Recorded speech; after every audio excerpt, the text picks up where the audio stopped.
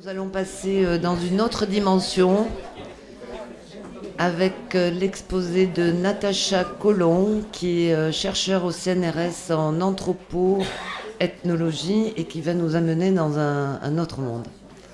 Merci Natacha. Alors, je vais d'abord faire les traditionnels remerciements à la RIP, aux organisateurs et à Michel Dunia en particulier qui m'a sollicité pour intervenir. Je vais essayer de vous faire voyager vraiment à l'étranger cette fois.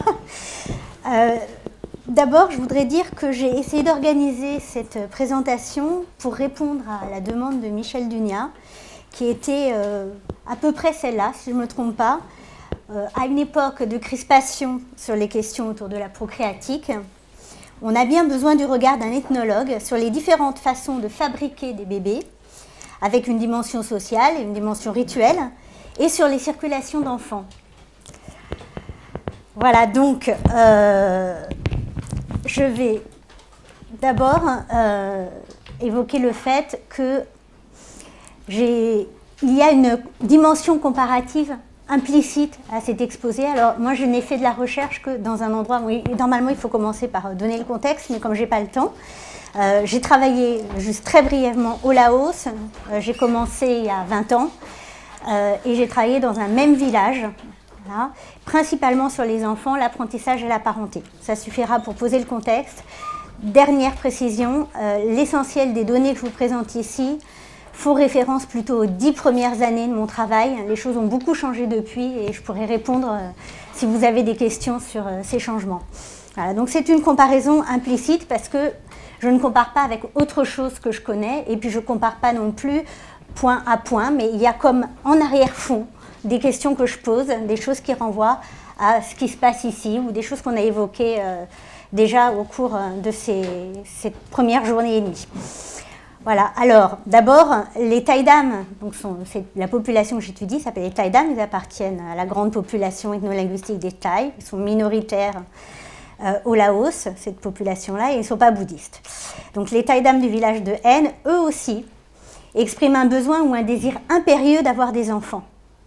Chez les Taïdam de ce village, on observe aussi des pratiques visant à se procurer des enfants, quand bien même cela n'irait pas de soi. Et ça, c'est extrêmement important, même s'ils n'ont pas accès aux techniques de procréation médicalement assistée qu'on connaît ici. Chez les Taïdam non plus, l'enfant n'est pas le fruit du désir du seul couple de parents hétérosexuels. Mais je vais préciser tout ça au fil de la présentation. Chez les Taïdam non plus, l'acte sexuel d'un couple hétérosexuel ne constitue pas l'alpha et l'oméga du processus de fabrication des enfants. On verra qu'il faut autre chose. Et à Nakram aussi, les enfants ont parfois plusieurs pères et mères de diverses sortes. Ils ne sont pas équivalents sur un même plan, mais il y a une multiplicité de personnes qui occupent des positions, jouent le rôle ou sont intervenues comme père ou mère auprès des enfants Taïdam. Je vais procéder en 3 temps. Je me demanderai d'abord qu'est-ce qu'il faut pour prendre un enfant et l'élever. Je reviendrai sur cette terminologie. Je me demanderai ensuite ce qu'il faut ajouter ou modifier quand ça ne marche pas, quand obtenir des enfants. Avoir des enfants se révèle problématique. Et je me demanderai enfin de qui sont les enfants obtenus, qu'on ait eu ou pas des difficultés à les avoir. Alors juste très très rapidement, avoir des enfants, est-ce que c'est un désir ou un besoin dans cette population? Il y a une norme sociale, une norme culturelle extrêmement forte sur le fait d'avoir des enfants qui tient à plusieurs facteurs, mais très très vite. D'abord, il faut perpétuer la lignée patrilinéaire. On est dans une société à filiation patrilinéaire. Si vous avez des questions sur les termes techniques, vous pourrez les poser à la fin de la présentation. Permettre le culte aux ancêtres de la lignée patrilinéaire. Et donc pour cela, il faut au moins un fils, au minimum un fils. Les enfants contribuent à l'économie domestique, assez tôt d'ailleurs, parce qu'il y a la division sexuelle du travail, il faut des garçons et des filles dans l'idéal, ou au moins un garçon et une fille. Mais il reste de la place pour des enfants excédentaires, des enfants en plus. Et par ailleurs, on ne peut pas diviser entre... Faut que j'arrête peut-être. C'est le repas. C'était la deuxième cloche, tout va bien. Les retardataires à bien t'écouter. D'accord. C'est l'heure de faire des enfants. Ce serait artificiel de diviser entre d'un côté des besoins et de l'autre côté des désirs. Et d'ailleurs, ces termes sont très arbitraires, mais parce que d'abord, perpétuer la lignée, assurer une vie confortable et aussi assurer une vie confortable à ses enfants, ce sont des normes qui sont fortement intériorisées. Et une vie sans enfants est absolument, dans cette société telle que je l'ai connue, en tout cas, dépourvue de sens, à un point où les gens qui ne veulent pas avoir d'enfants sont perçus comme totalement stupides. Je n'hésite pas à le dire, c'est les mots qu'ont employés les villageois. Alors, je voulais vous montrer ce petit montage photographique, mais je pense qu'on reviendra dessus, en fait, tout à la fin de l'exposé, si on a un peu de temps. Pourquoi j'ai choisi le titre « Prendre un enfant et l'élever » Ça paraît un peu bizarre, on s'est même moqué de moi, là, prendre un enfant par la main, etc. Tout simplement parce que, en Taïdam, on ne dit pas qu'on fait des enfants, on dit qu'on prend des enfants. Et prendre des enfants, pour moi, ça implique grammaticalement qu'on obtient quelque chose qui est déjà là. Voilà. C'est une dimension importante de la manière d'avoir des enfants dans cette société. C'est obtenir un enfant qui est déjà là. On va voir comment ça se décline. Par ailleurs, donc, une fois qu'on a pris ou obtenu un enfant, il faut pouvoir l'élever. Il y a, ça aussi je reviendrai dessus, énormément de fausses couches, énormément de mortalité infantile très, très précoce.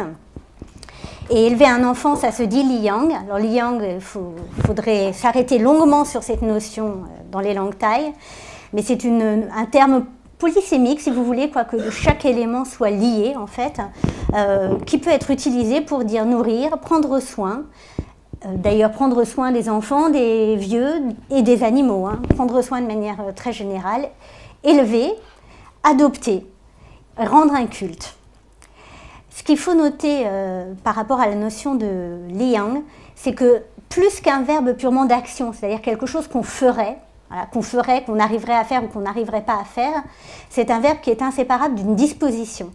Et cette disposition, les Taïdam l'appellent Bun. Alors ceux qui connaissent un petit peu les populations bouddhiques thaï, Lao, reconnaîtront en Bun le terme pour mérite, mais là on est chez des gens qui ne sont pas bouddhistes, donc qui ont emprunté cette notion, mais lui donnent une signification différente, qui est celle qu'on pourrait traduire par destin favorable ou bonne fortune. Et la disposition Bun, certains vous disent qu'elle est innée, qu'on l'a dès la naissance, mais en même temps, on peut quand même agir dessus, on peut l'acquérir, et puis aussi on peut la perdre.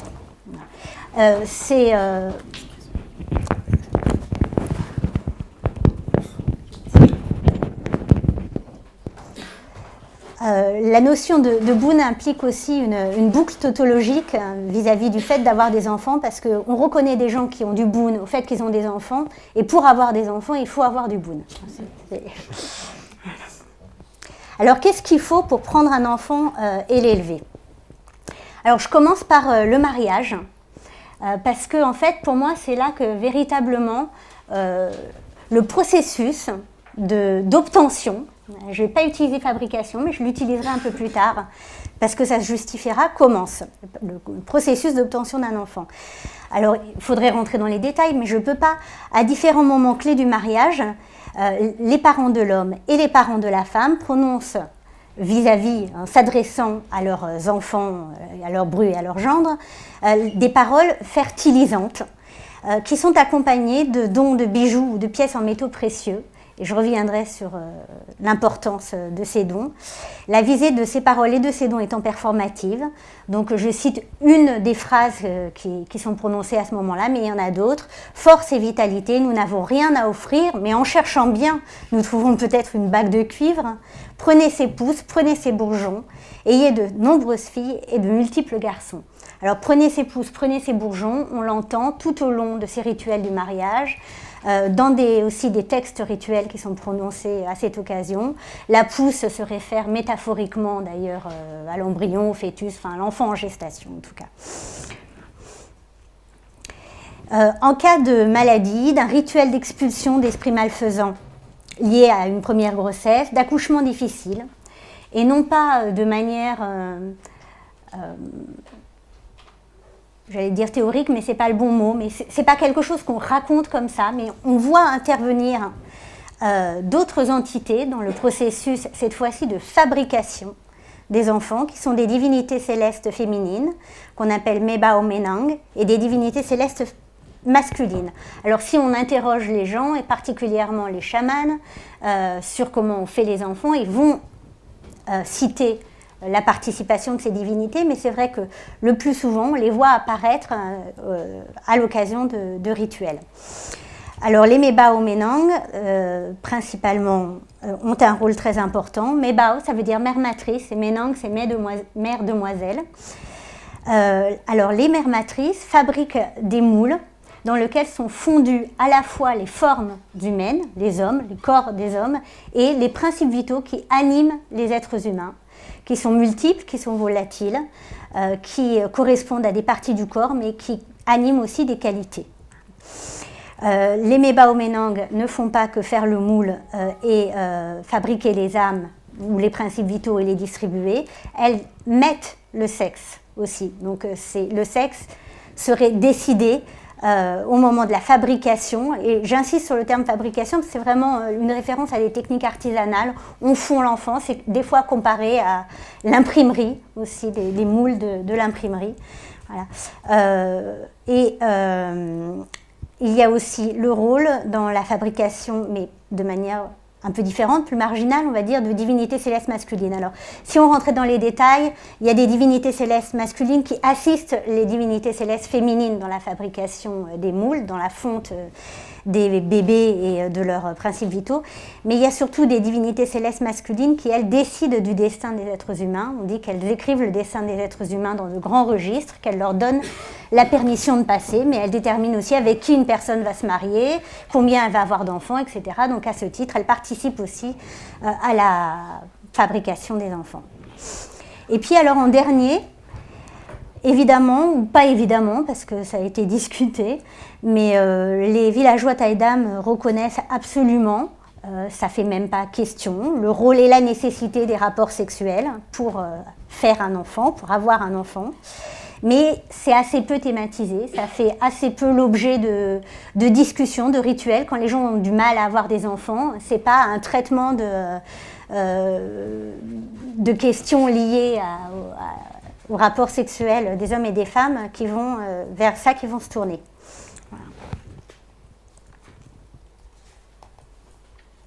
Voilà. Alors maintenant, il y a des fois où on a fait tout ce qu'il fallait pour, mais ça ne marche pas. Alors, les cas de stérilité avérée dont on m'a parlé dans le village sont extrêmement rares. En fait, j'ai entendu parler que de 2 cas. Non seulement pendant la période où j'ai fréquenté le village, donc quasiment 20 ans, mais pour les générations aussi antérieures à celles qui étaient en âge d'avoir des enfants quand j'étais là. Et dans les cas de stérilité avérée, le recours, c'est l'adoption. Et c'est une adoption d'un type particulier, je pense que j'y reviendrai, parce qu'il y a plusieurs formes d'adoption, où on dit qu'on prend un enfant, donc toujours ce terme prendre, un enfant ramassé, le terme est kep, ramassé, pour l'élever, donc toujours le terme liang. Et c'est un enfant où il n'y a pas d'adoption plénière dans notre sens à nous, mais il va véritablement intégrer la famille de ses nouveaux parents, être élevé par eux. C'est ces nouveaux parents qui vont s'acquitter des prestations matrimoniales. Et d'ailleurs, au moment du mariage, la famille de l'homme s'acquitte de prestations matrimoniales envers la famille de la femme, ça s'appelle le prix du lait. Quand on adopte un enfant de cette manière-là, la famille adoptante doit s'acquitter du prix du lait envers la famille qui donne l'enfant, parce que celle-ci en sera privée lors du mariage de l'enfant qu'elle cède. Voilà. Je crois qu'on... Ah si, c'est bon. Donc ça, je l'ai dit. L'autre précision que je voudrais faire, c'est que ça aurait été vraiment beaucoup plus pertinent de prendre des cas que j'ai rencontrés, soit parce que les événements se sont déroulés pendant que j'étais là, soit parce qu'on m'a raconté, soit parce que j'ai vu des choses et qui ont été complétées par des récits, et puis d'en tirer une synthèse. Mais comme j'ai pas eu le temps, j'ai quand même fait une synthèse. Voilà, qui essaye de rassembler des éléments, mais il ne faut absolument pas voir l'exposé des hypothèses sur les causes et des remèdes aux problèmes liés au fait d'avoir des enfants comme un manuel que les villageois consulteraient. Alors si s'est passé ça, c'est à cause de tel phénomène, et donc pour résoudre, il va falloir faire telle autre action. Parce que d'abord, plusieurs causes peuvent être évoquées avec plusieurs tentatives, plusieurs remèdes, dans plusieurs registres différents, et c'est aussi très lié aux situations et au contexte. Alors, les hypothèses sur... ah oui, donc j'ai dit qu'il y avait très peu de cas de stérilité avérée. Donc, qu'est-ce qui se passe? Comme je l'ai dit au tout début, c'est qu'il y a beaucoup de fausses couches et qu'il y a beaucoup de morts d'enfants en bas âge. On intervient quand il y a beaucoup de fausses couches successives et beaucoup de morts d'enfants en bas âge successives. Et là, il faut trouver une solution pour avoir quand même des enfants. Donc, ça peut être attribué, cette difficulté, à l'attaque d'esprits malveillants, particulièrement des esprits qui dévorent les entrailles des femmes pendant leur grossesse. Alors, dans ce cas-là, qu'est-ce qu'on peut faire? On peut repousser ces esprits et protéger l'enfant par l'imposition d'amulettes. Alors, c'est l'enfant déjà né, hein. Voilà. Donc, l'enfant qui naît après une succession de fausses couches ou après une succession de morts d'enfants en bas âge. On peut repousser ces esprits en manifestant qu'on a beaucoup de boune. Or, on n'en a pas beaucoup, donc il faut aller la chercher ailleurs. Et ça, je reviendrai dessus avec une autre diapositive un peu plus loin. Et on peut tromper sur l'identité de l'enfant également pour faire croire à ces esprits que cet enfant n'est pas celui des parents qu'il croit et n'est pas l'enfant qu'il croit, et que donc il n'y a pas lieu de s'y attaquer. Ça peut être aussi, les hypothèses peuvent être aussi une malveillance ou un mécontentement des divinités célestes, en particulier féminines. Et ça, évidemment, on va le déterminer par une divination. Et à ce moment-là, donc, qu'est-ce qu'on va faire? On va faire des offrandes à ces divinités. Parmi les offrandes, c'est important de le dire, il y a des dons en argent, voilà, pièces d'argent ou bracelets, colliers en argent. Et on peut aussi, enfin le spécialiste rituel peut aussi envoyer ses propres principes vitaux dans les villages célestes pour réparer ou redresser le moule, puisque la mère céleste garde une emprise sur ses créations par l'intermédiaire du moule qui reste toujours dans les villages célestes. Et quand elle est mécontente, elle peut l'exposer par exemple au feu, le faire basculer, donc de manière à ce qu'il soit mal positionné, ou même le casser, mais alors là, si elle le casse, malheureusement, il est trop tard, on ne peut rien faire. Voilà. Alors, autre hypothèse sur les causes, sur lesquelles on reviendra en conclusion, parce qu'elle me paraît assez intéressante à soumettre à la discussion, c'est la répugnance des principes vitaux de la mère, déjà, on va dire, qui ne veulent pas s'occuper d'enfants en bas âge, réputés pour amener avec eux tout un flot d'impureté. Voilà. Et dans ce cas-là, qu'est-ce qu'on va faire? Aussi une divination. Et une des hypothèses va être que les principes vitaux qui s'occupent de bercer le bébé et qui s'occupent de porter le bébé ont des outils qui sont trop vieux et trop usés, il va falloir les changer. Il peut aussi être montré par la divination que les principes vitaux du père ou de la mère ont une répugnance pour élever et s'occuper d'enfants en bas âge, de bébés, mais ça n'est pas dû à l'usure du berceau et du porte-bébé. C'est dû vraiment au fait que les principes vitaux sont réputés pour avoir une intentionnalité propre, à être particulièrement sensibles à la souillure, et un caractère qui n'est pas forcément, et des désirs qui ne sont pas forcément ceux des personnes qu'ils animent, qui sont pourtant dits être leurs propriétaires. Et dans ce cas-là, il faut les faire céder, les principes vitaux. Et donc on les soumet à quelque chose de particulièrement cruel en faisant porter à leurs propriétaires en palanche, donc sur un balancier, un seau vide d'un côté et rempli de cailloux de l'autre. C'est extrêmement difficile. Certains des principes vitaux extrêmement importants se trouvent sur les épaules, donc ça les fait souffrir et on va les amener donc à changer d'attitude voilà, et à accepter d'élever, d'accueillir des enfants. Et puis il y a des choses beaucoup plus banales qui sont invoquées, comme le surmenage physique de la mère, des travaux trop lourds. Alors c'est une société de riziculteurs, les travaux agricoles sont extrêmement pénibles et les femmes travaillent beaucoup. Certaines fois, on n'hésite pas à dire que si une femme a fait des fausses couches à répétition, c'est parce qu'elle ne s'est pas suffisamment reposée, qu'elle n'était pas suffisamment en forme. Et une des propositions thérapeutiques va être la consommation de vitamines. Et j'ai cité parce que c'était plus exotique, mais ça peut être des vitamines tout à fait classiques qu'on va trouver dans des pharmacies locales.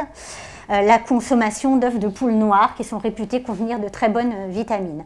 Puis quand ça ne marche pas, il y a aussi un moment où on va évoquer la possibilité d'aller à l'hôpital et de chercher à avoir un diagnostic médical et une aide du côté des hôpitaux.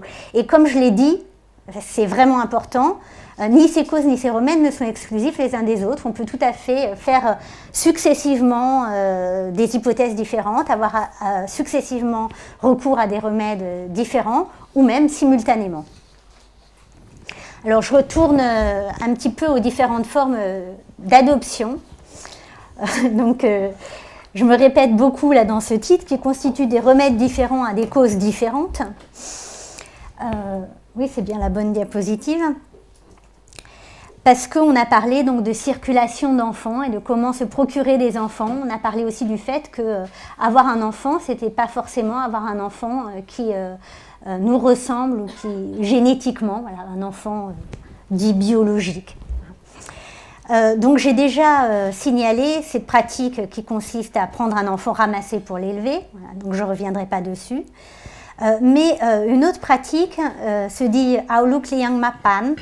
Et là, c'est donc prendre un enfant pour l'élever afin qu'il fasse barrage. Et de manière elliptique, barrage, c'est le barrage au flux d'enfants morts ou au flux de fausses couches. On dit alors que l'enfant adopté vient abriter la chance. Et donc, une fois qu'on aura eu cet enfant adopté, on sera en mesure, probablement, d'avoir soi-même des enfants. Et ce type d'adoption, on peut l'appeler adoption thérapeutique. Alors là aussi, c'est quelque chose que je veux vraiment soumettre à la réflexion générale comme pratique. D'ailleurs, ça marche très souvent, en effet. Voilà. L'enfant qui a été adopté de cette manière-là n'auront absolument pas contact avec ses parents de naissance, qui ne sont pas appelés les parents de naissance en taille d'âme, qui sont appelés les parents du sein.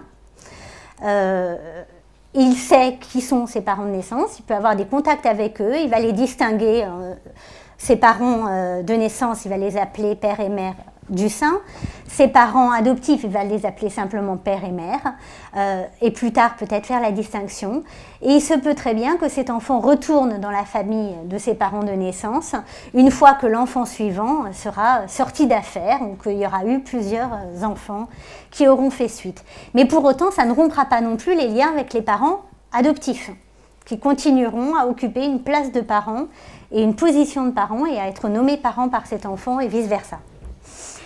Avec le même mot, parent, ou avec deux termes différents? Alors, les mots pour père et mère sont les mêmes, c'est M pour mère et I pour père.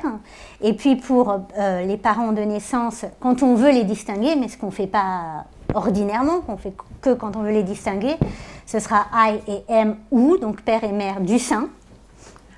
Et les parents adoptifs, c'est I am Liang, donc ceux qui élèvent en fait, voilà, ceux qui prennent soin. On peut aussi faire adopter, alors là je vais préciser en parole parce qu'il n'y a aucun transfert de résidence, son enfant nouveau-né à une personne ou un couple qui sont réputés avoir beaucoup de boon, ou qui peut être, mais qui n'est pas obligatoirement un chaman, qui lui sera plus fort que les esprits pour aller les battre. Donc il s'agit là de tromper les esprits sur l'identité de l'enfant, c'est-à-dire cette personne va dire « cet enfant est le mien ». Et donc cet enfant étant l'enfant d'une personne qui a du boon, elle est d'une part inattaquable ou beaucoup plus difficilement attaquable par les esprits, mais en plus Ben, je ne sais pas. Ça m'échappe. Et on trouve aussi de la sorte les mauvais esprits sur l'identité des parents, c'est-à-dire l'enfant se trouve non pas dans une famille frappée de malchance ou constitutionnellement malchanceuse, mais dans une famille chargée de boon. Ça sert aussi à transmettre du boon. Alors, autre manière, outre l'adoption, de transmettre du boon ou de tromper les esprits sur l'identité de l'enfant, qui est fort intéressante, c'est de composer son trousseau. Alors c'est très important, le trousseau du bébé, il est préparé avant la naissance, mais il est cousu que quelques jours après la naissance. Il est composé globalement d'une chemise, d'un chapeau, d'un porte-bébé, mais aussi j'ai omis d'une couverture. Donc de composer ce trousseau avec des tissus qui proviennent de maisons chargées de boon, donc de maisons ou d'un couple qui a eu beaucoup d'enfants en bonne santé. Et là, c'est bien de transmission qu'il s'agit par l'intermédiaire de ces artefacts. Autre possibilité très ressemblante, c'est d'emprunter ce trousseau déjà tout fait à une famille chargée de boon. Sur Liang, autre chose, il y a aussi des enfants qui sont éduqués, élevés par des personnes qui ne sont pas leurs parents parce qu'ils vont à l'école dans ce village-là ou pour de multiples raisons, ou pour des raisons affectives. On les appelle aussi parfois, on peut les appeler Luk Liang, enfants adoptifs, ou on peut les appeler aussi Luk Hak, les enfants de cœur en fait, les enfants d'amour. Et au final, alors, de qui sont les enfants, puisqu'il a fallu plusieurs personnes de qui les obtenir, l'intervention de plusieurs entités et de plusieurs actions pour les fabriquer. Et voilà, donc est-ce que les enfants sont les enfants du seul couple c'est quasiment fini, du seul couple du père et de la mère, hein. Alors je dirais que non. D'abord, l'adoption ne gomme quasiment jamais l'identité des parents de naissance. Donc ça, je l'ai mentionné. D'ailleurs, et non plus le lien avec les parents d'adoption quand l'enfant retourne chez ses parents de naissance. D'ailleurs, le père d'un enfant adopté pour faire barrage, comme je l'ai expliqué, va, selon le principe qu'on appelle de la technonymie, porter le nom de son premier-né, qui est en fait là le premier obtenu. Donc, on va le désigner partout dans le village, par exemple, comme père de Bodiou. Voilà. Et ceci, même après que Bodiou ait réintégré sa famille de naissance. Autre aspect très important qui mériterait vraiment d'être creusé, certains grands-parents jouent un rôle très important auprès de leurs petits-enfants. Alors, il aurait fallu préciser que les enfants sont éduqués dans des maisonnées plurinucléaires, d'abord chez leurs grands-parents, quand ils naissent chez leurs grands-parents maternels, ensuite chez leurs grands-parents paternels, mais je pourrais répondre à des questions en ce sens. Et il arrive que les grands-parents, donc soit paternels, soit maternels, jouent un rôle très important auprès des enfants, notamment au moment du sevrage. Et dans ces cas-là, très souvent, c'est plus vrai pour les femmes que pour les hommes, les grands-mères sont également un peu les mères.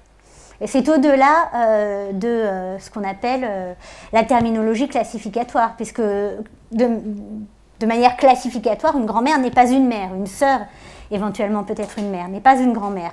C'est vraiment un terme affectif, mais qui renvoie au fait que cette personne occupe dans les soins qu'elle prodigue, la position d'une mère et est perçue comme une mère par l'enfant.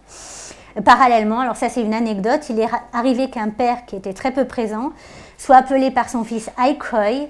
Donc Khoi, en fait j'ai traduit par gendre, mais ça se réfère au preneur de femmes. Voilà. Donc c'est le père du côté des preneurs de femmes, donc en fait c'est l'oncle, on va dire, par son fils très petit qui suivait en cela l'usage de ses cousins. Et il appelait ses grands-parents paternels avec qui il vivait père et mère, sa mère également d'ailleurs. Donc il y avait plusieurs pères et mères auprès de l'enfant et le père lui-même était désigné de manière, le père de sein, de manière un peu différente.